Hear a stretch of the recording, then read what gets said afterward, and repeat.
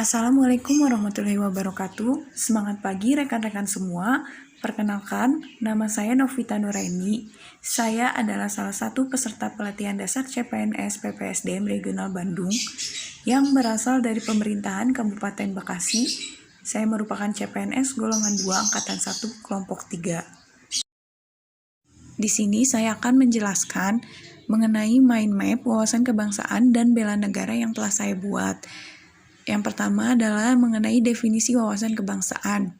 Wawasan kebangsaan adalah cara pandang bangsa Indonesia dalam rangka mengelola kehidupan berbangsa dan bernegara yang dilandasi oleh jati diri bangsa dan kesadaran terhadap sistem nasional yang bersumber dari Pancasila, Undang-Undang Dasar Negara Republik Indonesia tahun 1945, NKRI, dan Bhinneka Tunggal Ika, guna memecahkan berbagai persoalan yang dihadapi bangsa dan negara demi mencapai masyarakat yang aman, adil, makmur, dan sejahtera.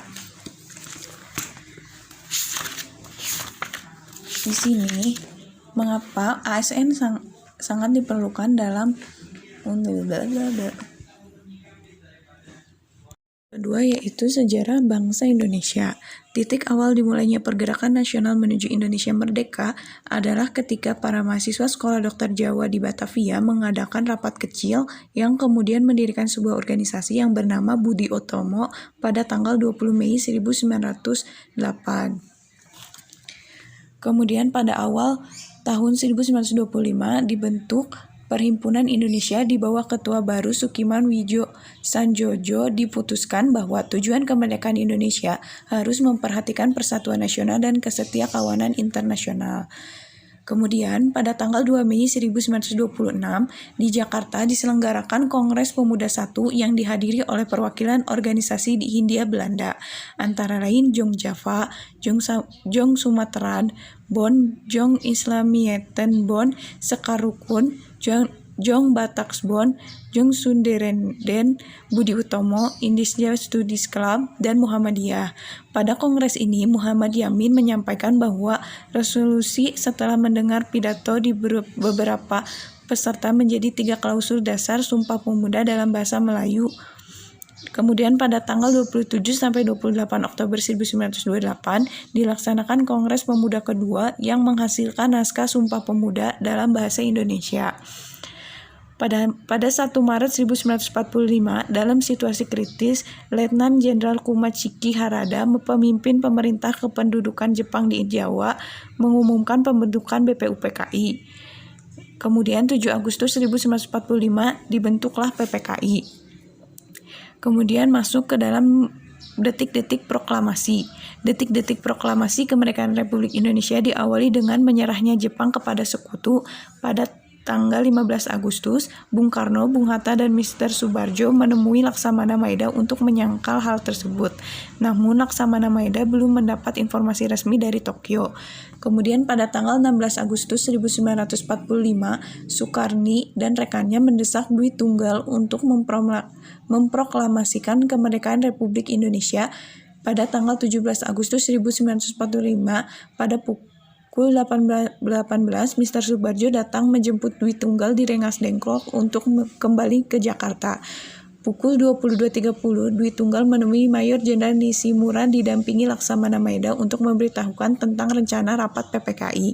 Setelah itu mereka berempat selanjutnya menuju ke rumah Maeda untuk membahas teks proklamasi bersama anggota PPKI.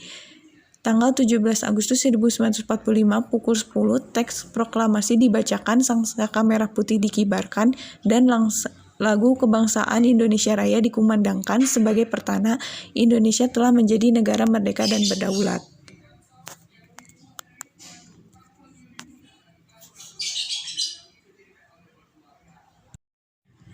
Selanjutnya masuk ke 4 konsep dasar. Pertama, Pancasila. Pancasila secara sistematik disampaikan pertama kali oleh Insinyur Soekarno di depan sidang BPUPKI pada tanggal 1 Juni 1945.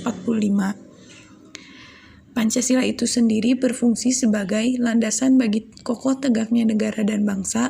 Pancasila juga berfungsi sebagai bintang pembantu atau Leitsar, sebagai ideologi nasional, sebagai pandangan hidup bangsa, sebagai perekat atau pemersatu bangsa, dan sebagai wawasan pokok bangsa Indonesia dalam mencapai cita-cita nasional.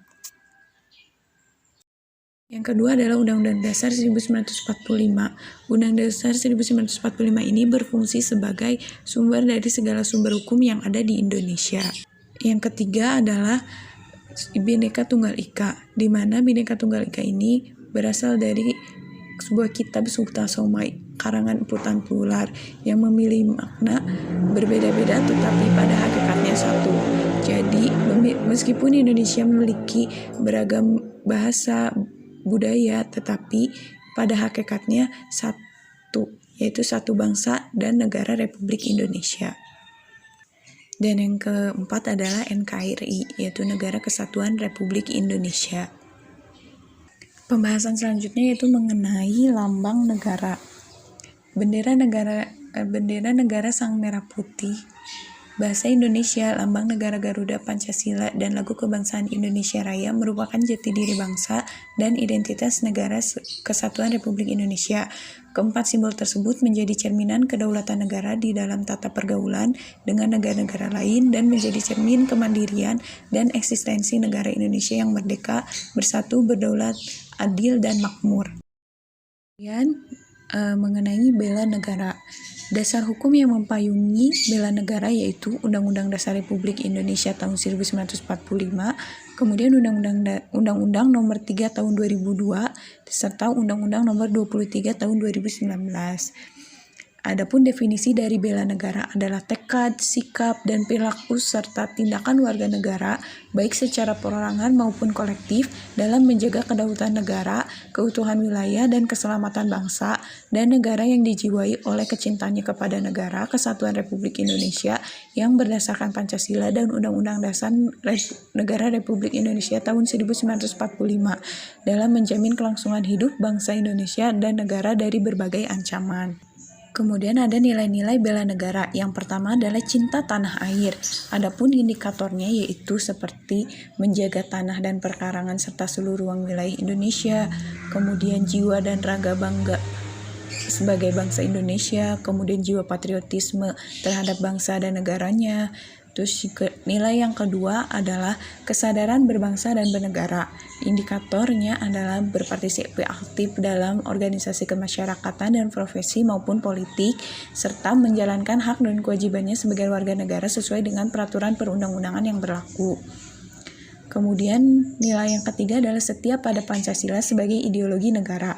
Indikatornya merupakan yang pertama adalah paham nilai-nilai dalam Pancasila, mengamalkan nilai-nilai Pancasila dalam kehidupan sehari-hari, dan lain sebagainya. Kemudian yang keempat adalah rela berkorban untuk bangsa dan negara.